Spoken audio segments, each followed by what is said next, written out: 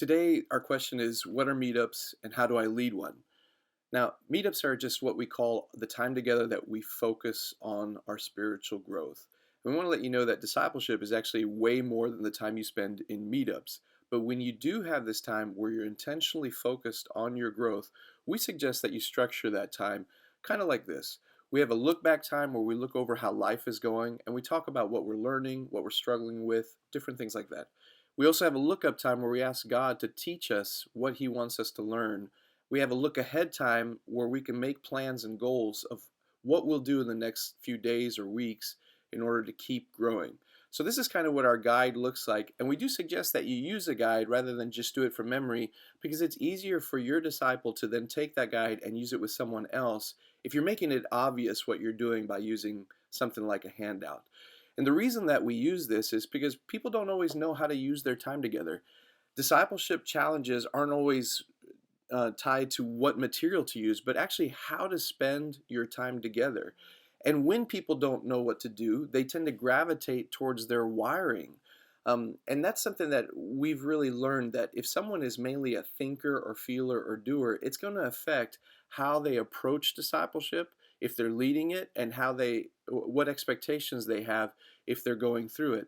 So a thinker, if he doesn't know what to do, will just spend all his time around information, maybe reading a book.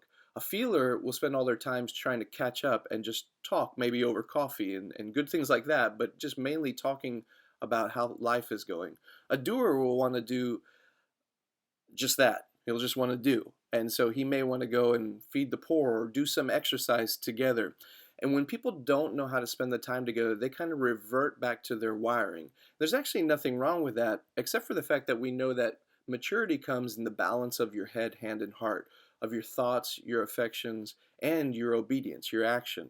And we want to give people a structure that highlights all three, not just let people revert back to their wiring and maybe get stuck in one of those areas. So, the other reason that we use it again is because new disciples need to learn a simple format that they could use with others. And if you're going to challenge someone to be a disciple maker one day, they're going to have to know how to use the time as well. And by using a simple structure like our meetup guide, they understand, okay, this is what it means when we intentionally focus on our growth. This is what we do. So let's just dive in a little bit more into the meetup guide itself. And in our look back time, you'll see that we have a bunch of questions that you can ask, basically asking what are the highs and lows of the week, spiritually or emotionally or in other ways, maybe how they're doing in their growth rhythms, what they're learning, what they're praying for.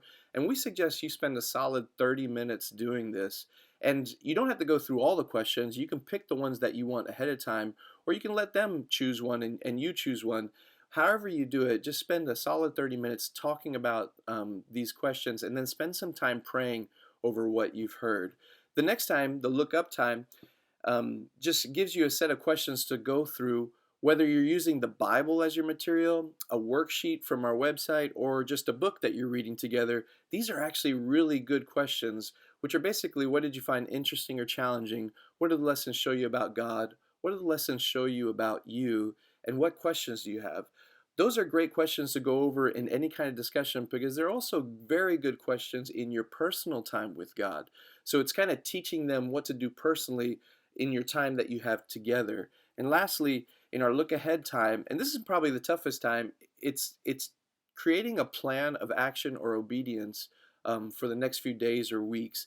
And you're trying to get people rolling in certain growth rhythms. So we have our get alone goals, we have our get together goals, and our get active goals, and they're kind of explained a little bit more in our growth rhythms section. And we've had a video about that already that you could check out. But this is the time to set solid, concrete action plans. Now, you don't have to make up a new one every time. You can either create one where there isn't one, affirm one where one is going really well, or update one that needs challenging. So we suggest that you do these meetups about once a week with new believers because it's a time that they need high investment. Once a month with disciple makers because you need to give disciple makers a chance to meet with others. And so your frequency of meeting up actually gets a little bit less when you're meeting with another disciple maker, and every other week for everyone else. And that's just the model that we've run. It could change for you, but this is what we suggest.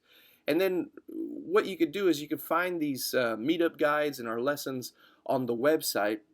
And I'll pull one up for you now so you could see what it looks like. Here's the website, disciplemakingstages.com, and you can go to see who you're working with, what stage is the person you're working with. Maybe you're working with a disciple, someone who's a self-feeder but doesn't know how to feed others yet.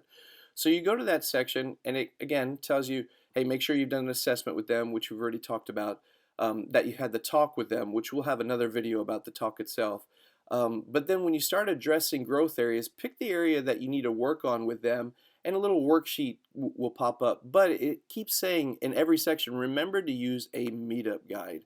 And the meetup guide will pop up there, and you could just print it out and use it. So this is our kind of guidance for people who are leading discipleship relationships. We give them the structure because, again, people don't know how to use the time all the time. They often revert back to their wiring and just get stuck in one of these sections, which can create an imbalanced relationship. And also, it's pretty easy to replicate in a new disciple. So it's not all that discipleship is, but in that focused time of growth together, we think it's a good guide. So if you want more info about this, or you need any of the links, they're going to be in the description section of this video. And please subscribe if you want to get future videos. Thanks.